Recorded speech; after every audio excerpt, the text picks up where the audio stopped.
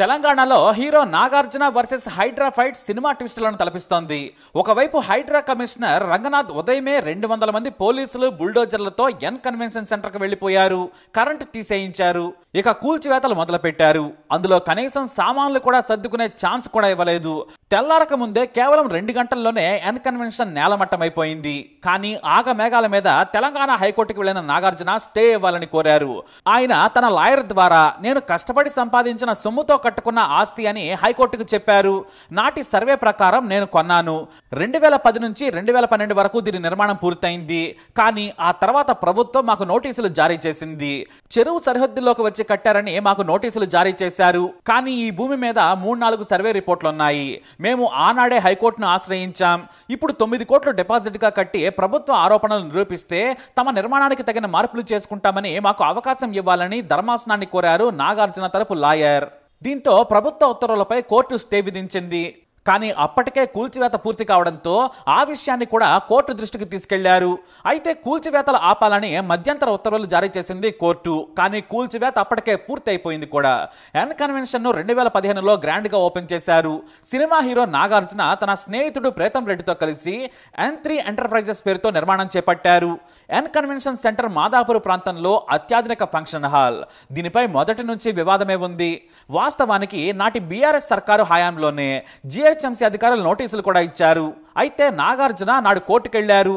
అధికారులు దీనిపై విచారణ కూడా జరిపి మొత్తం 3 ఎకరాల 30 గుంటల భూమిని నాగార్జున ఆక్రమించారు.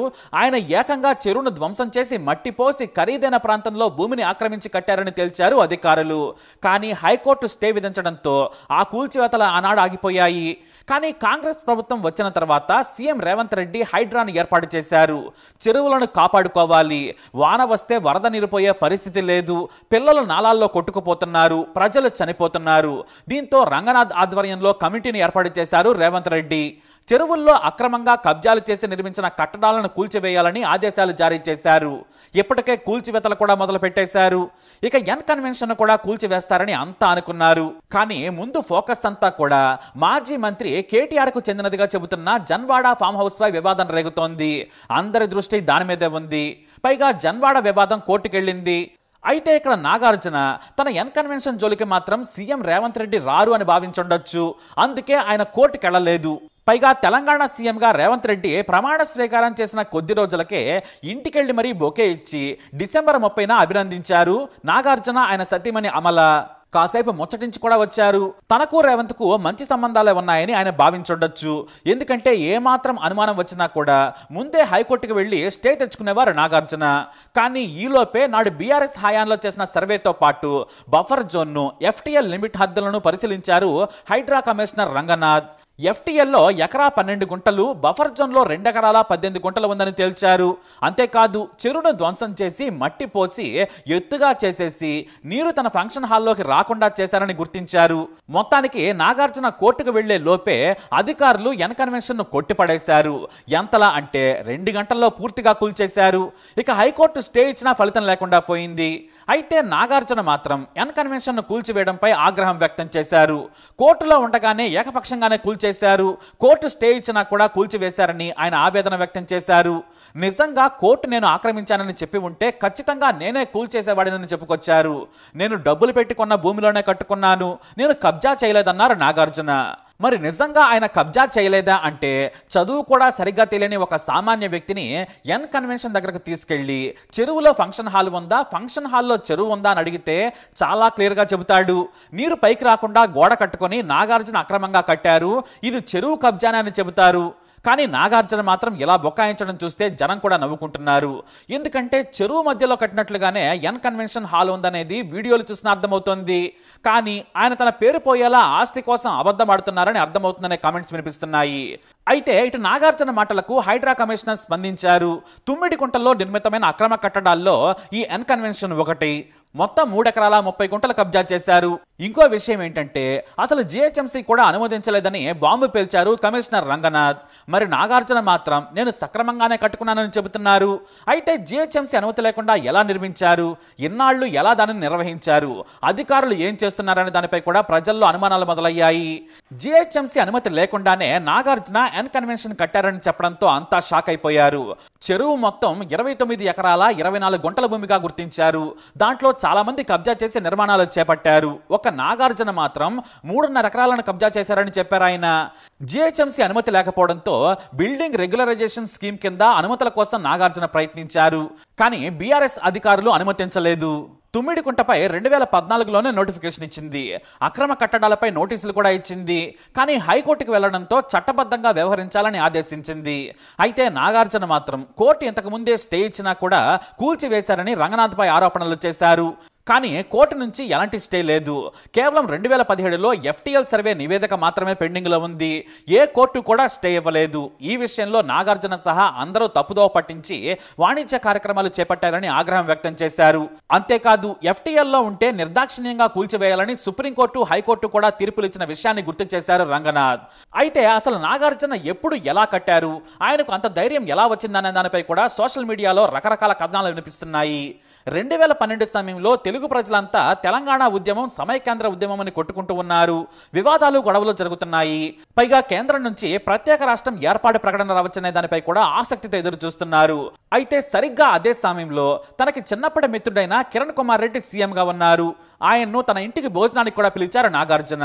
ఓ రోజున నాటి సీఎం కూడా వెళ్ళొచ్చారు. ఆ సమయంలోనే నాటి ముఖ్యమంత్రి కిరణ్ కుమార్ రెడ్డి భరోసాతోనే ఆయన ఈ భూమిని కబ్జా చేసి కట్టారని, సీఎం స్నేహితుడిగా ఉన్నారనే ధైర్యంతోనే కట్టారనే విమర్శలు వినిపిస్తున్నాయి. అయితే నాగార్జున పార్ట్నర్ ప్రీతం రెడ్డి కూడా రాజకీయ పలుకుబడి కలిగిన వ్యక్తి. ఆ కారణంతోనే కబ్జా చేశారని కొంతమంది విమర్శిస్తున్నారు. ఒకటి మాత్రం వాస్తవం, నాగార్జున భూమి కబ్జా చేశారనడానికి శాటిలైట్ మ్యాపులు కూడా అవసరం లేదు.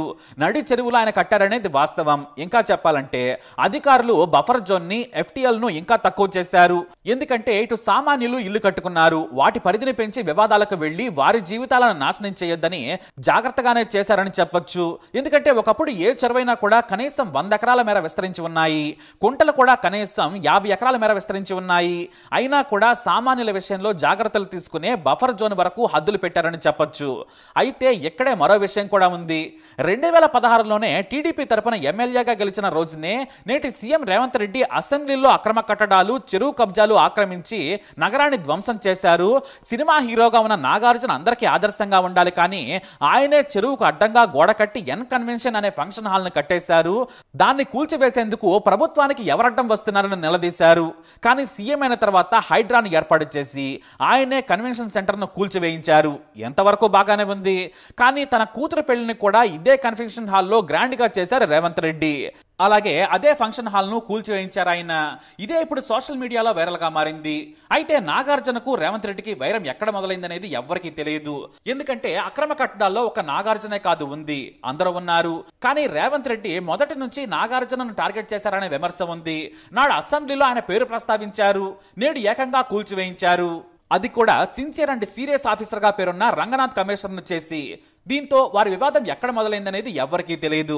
కానీ మొదటి నుంచి కూడా తెలుగుదేశం పార్టీకి దూరంగా ఉన్నారు నాగార్జున. అలానే ఆయన కాంగ్రెస్ కు కూడా ఎప్పుడు దగ్గరగా లేరు. అయితే వైఎస్ రాజశేఖర రెడ్డి, ఆ తర్వాత కిరణ్ కుమార్ రెడ్డి, ఆ తర్వాత వైసీపీ అధినేత వైఎస్ జగన్ తో సన్నిహితంగా ఉన్నారు. చంద్రబాబు నాయుడుతో పెద్దగా కనిపించిన సందర్భాలు చాలా తక్కువ. పైగా బాలయ్యకు, నాగార్జునకు వైరం ఎప్పటి నుంచో ఉందనే విషయం తెలుసు. అయితే ఈ వైరాన్ని పటాపంచలు చేసేందుకు బాలకృష్ణ అన్స్టాపబుల్ సీజన్ 3కి నాగార్జునని గెస్ట్ గా ఆహ్వానిస్తున్నారు. సరే, అది కాస్త పక్కన పెడదాం. మొత్తం మీద పార్టీల నుంచి పాత పగలే నాగార్జున ఫంక్షన్ హాల్ ను కొలగొట్టే వరకు వెళ్ళిందనే టాక్ ఉంది. అయితే ఇదే టీడీపీ ట్రస్ట్ కూడా గండిపేటలో భారీగా 10 ఎకరాలకు పైగా కబ్జా చేసి ట్రస్ట్ నిర్వహిస్తూ ఉంది. ఆ పక్కన బడాబాబుల గెస్ట్ హౌస్లు వందల సంఖ్యలో ఉన్నాయి. మరి వాటిని కూడా హైడ్రా కూల్చివేస్తుందా అనేది వేచి చూడాలి. హైడ్రా కమిషనర్ రంగనాథ్ మాత్రం మేము పని మొదలు పెట్టి 10 రోజులు కూడా కాలేదు, అందరివి కూల్చేస్తాం, ముందు ఎఫ్టీఎల్ లో ఉన్న వాటిని కూల్చేస్తాం, పేదలకు నష్టం చెయ్యం, ముందు చెరువులను కాపాడుతామని ఆయన క్లియర్ గా చెబుతున్నారు. అయితే ఇంతవరకు ఒక కాంగ్రెస్ నేత అక్రమ ఇళ్లు, ఫామ్ హౌస్లను, గెస్ట్ హౌస్లను హైడ్రా కూల్చలేదు. నాగార్జునది కూల్చడం పెద్ద విషయం కాదు. కాంగ్రెస్ నేతలవి ముందు కూల్చి ఆ తర్వాత మిగతా పని మొదలు పెడితే జనం జేజేలు పలుకుతారు అన్నంలో సందేహం లేదు. మరి అవి కూడా జరుగుతాయా? చూద్దాం ఏం జరుగుతుందో. మీ అభిప్రాయాన్ని మాత్రం కమెంట్ ద్వారా మాకు తెలియజేయండి. వీడియో అప్డేట్స్ కోసం మై ఛానల్ ఫాలో అవ్వండి. అలాగే తప్పకుండా సబ్స్క్రైబ్ చేసుకోండి.